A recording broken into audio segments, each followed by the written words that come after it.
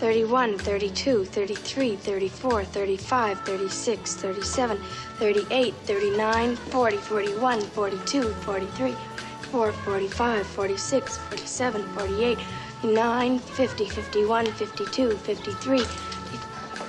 See how relaxed you're getting?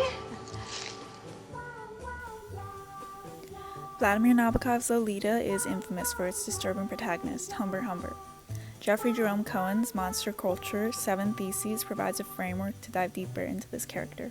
To introduce, Russian-born Nabokov published his controversial novel Lolita in 1955.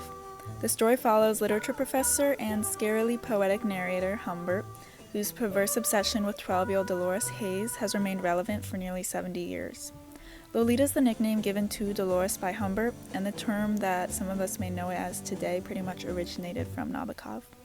Upon his studies in New England in America, Humbert takes room and board at Lolita and her mother Charlotte's house. While Lolita muddles about, truly minding her own, Humbert falls into her, and Charlotte falls into Humbert. Charlotte and Humbert marry.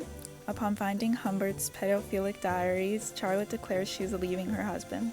She storms out in a fit of rage and is instantly killed by a car once she hits the street. So begins Humbert and Lolita's all-American summer, as the pair road trip across the country. The novel ends with an insane Humbert trying to rescue a pregnant and kidnapped 17-year-old Dolores from another older man who was courting her across the country. Humbert's story ends in jail for unspecified reasons. There have also been 2 notable film adaptations of the novel, one from 1962, directed by Stanley Kubrick and written by Nabokov, and another one from 1997, directed by Adrian Lyne. I find it important to focus more on the 1962 film rather than the 1997 one, since Nabokov himself was actively a part of it, so I just assume that it may be more accurate to his intentions. To switch gears, Cohen is a renowned author and teacher. Monster Theory, Where the 7 Theses Are Held, was his first publication in 1996. He summarizes this book as a collaborative project of mapping monsters as invitations to the imagination across time. My everlasting infatuation on any and everything to do with Nabokov's Lolita has pushed me to present The Monster Within, Vladimir Nabokov's Humbert, and Jerome Cohen's Monster Culture, 7 Theses. Cohen's first thesis is bold. The monster's body is a cultural body. The monster is essentially an embodiment of the cultural moment in which it was created. Written in the post-war 1940s and 50s, Lolita hits readers with a universally denounced taboo, the sexual exploitation of children. This taboo is brought to life as a handsome, charming, cultured man who is very unsettling, yet represents an ugly aspect of human culture. Cohen's second thesis, The Monster Always Escapes. As Cohen notes, when the monster's secrets are about to be revealed, he vanishes into the night. Right when Humbert was found out, Charlotte had letters written to send to people about how terrible he was. She's walking out to the mailbox, and she dies. So Humbert flees, but the damage is done and it remains, and while ultimately Humbert ends up imprisoned, Lolita never recovers. She's downtrodden, she's pregnant at 17 with her kidnapper, an older man, and she soon will die in childbirth.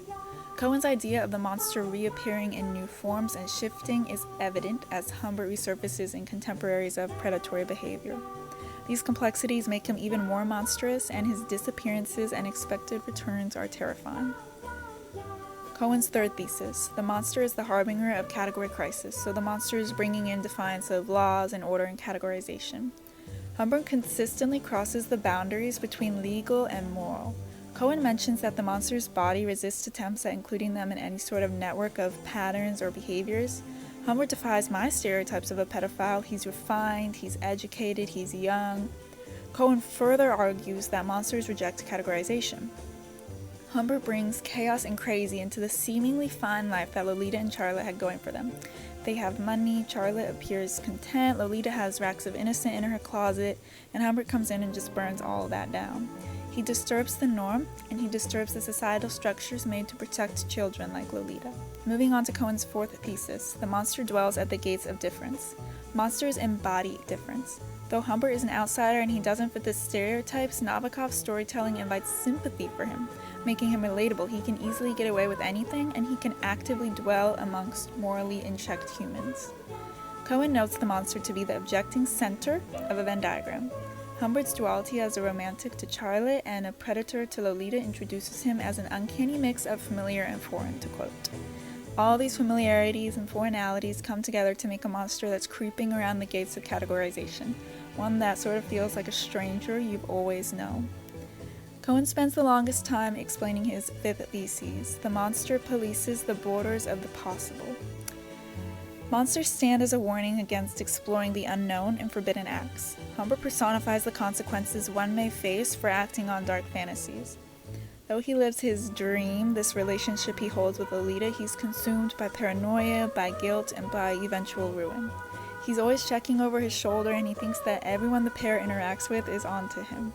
In the end, he's arrested and dies. He has no happy ending. Cohen's claim that the monster embodies forbidden sexual practices applies directly to Humbert. Only through Humbert's charm could such a series of events successfully unfold. On the topic of sexuality comes Cohen's sixth thesis.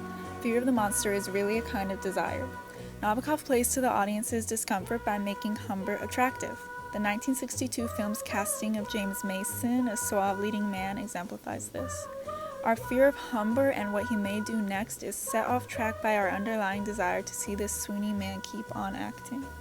As Cohen notes, linking monstrosity with the forbidden makes the monster all the more appealing. The visuals associated with Humbert can make the story more palatable, and in my opinion keep the story teetering in the romance category and away from those of horror and crime and the likes. His charm enhances readers' desire and entices us to keep reading, even in our discomfort. Cohen's final thesis punches it home, Thesis 7. The monster stands at the thresholds of becoming. Monsters are no different from us. They reflect us. Cohen notes that they can be pushed to the edges of the world, but they will always return. Evil individuals come in all shapes and sizes, and just because one gets lost, in this case Humbert, another could easily be waiting around the corner, such as Claire Quilty, who was Lolita's second abductor and another older man. Humbert stands as a warning. Monstrous behavior is disturbingly human. Nabokov's choice to narrate through Humbert forces readers into his monstrosity, while challenging them to confront their sympathy and empathy for such an individual. By aligning Lolita with Cohen's theses, we see how Humbert goes beyond this novel to become a cultural monster. Nabokov forces readers to confront the monsters within themselves, asking not just what makes a monster, but why do we create them. In Lolita, the monster's true horror is his proximity to humanity. Oh, come on. She's the only friend I've got in this stinking world. You never let me have any fun.